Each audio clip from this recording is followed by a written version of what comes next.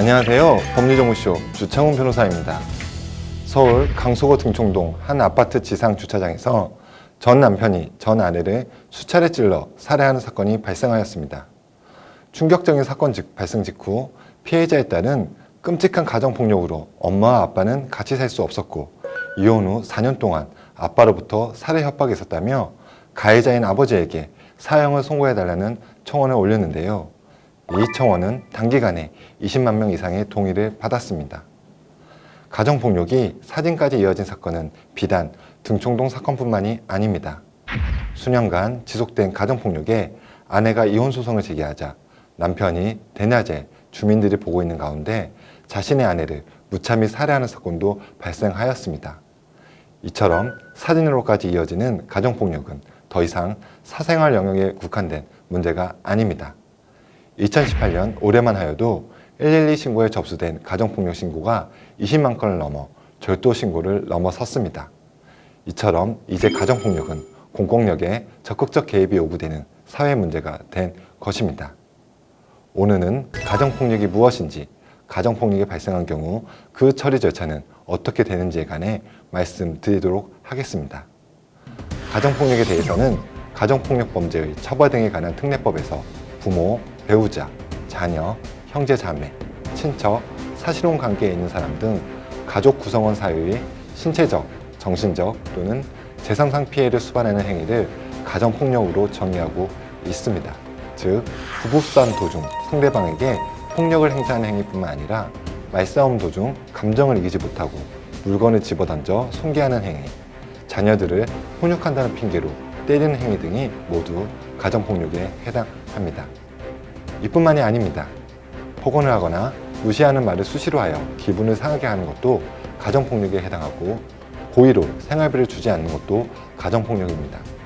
나아가 부부 사이에 성적 수치심을 유발하는 행위나 원치 않는 성관계를 요구하는 것도 가정폭력에 해당하며 자녀를 불결한 생활 환경에 장시간 놔두는 행위나 교육을 시키지 않는 행위도 모두 가정폭력에 해당합니다.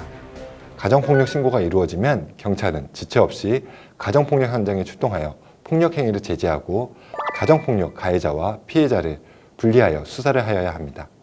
또한 피해자의 동의를 받아 피해자를 가정폭력 관련 상담소나 보호시설로 보낼 수도 있습니다.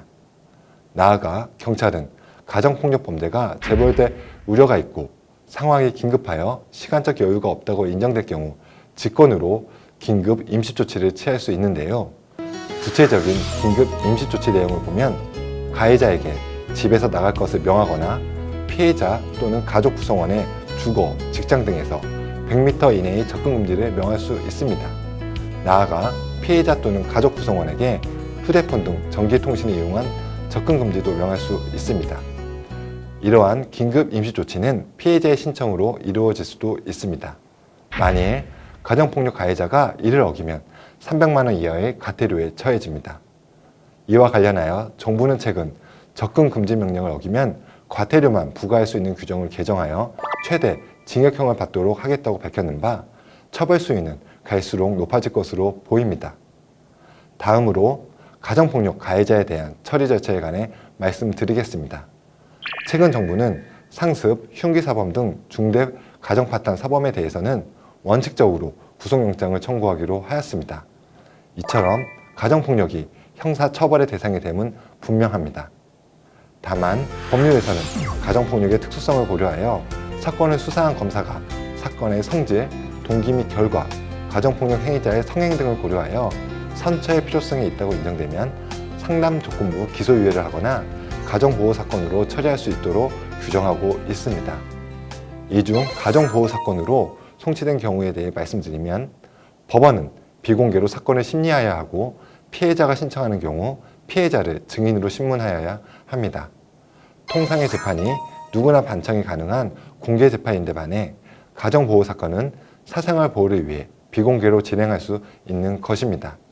심리가 맞춰지면 법원은 가정폭력 가해자에게 가족 구성원에 대한 접근 금지를 명할 수 있고 나아가 자녀에 대한 친권 행사를 제한할 수도 있습니다.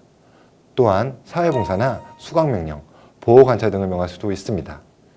이러한 보호처분은 최대 6개월까지 할 수 있는데 형벌이 아닌 관계로 가해자에게는 소위 전과가 남지 않게 됩니다.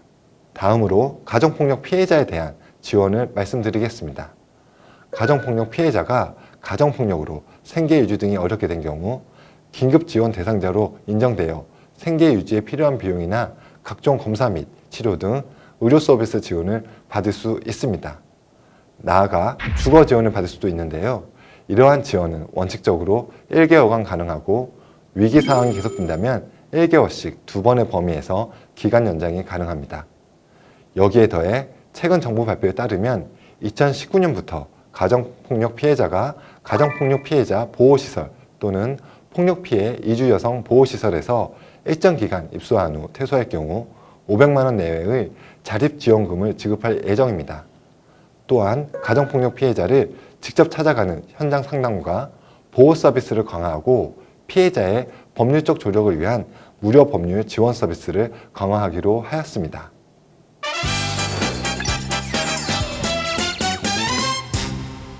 이번 주제 가정폭력에 관한 키포인트는 폭행을 동반한 부부싸움, 훈육을 이유로 한 체벌 등은 법률상 가정폭력이라는 범죄에 해당한다는 점입니다.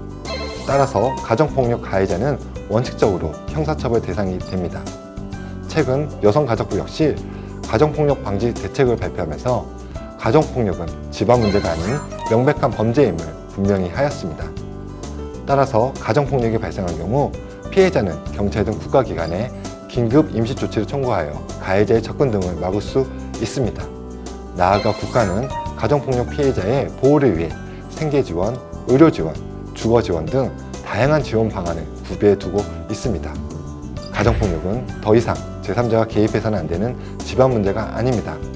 가정폭력은 살인까지 초래하는 사회 문제입니다. 가정을 진심으로 유지하고 싶다면 더더욱 가정폭력 발생 초기에 신고 등 적극적인 대응을 통해 가정폭력이 반복되지 않도록 할 필요가 있습니다. 이상 가정폭력에 관해 설명해 드렸습니다. 지금까지 법률정보쇼 주창훈 변호사였습니다. 감사합니다.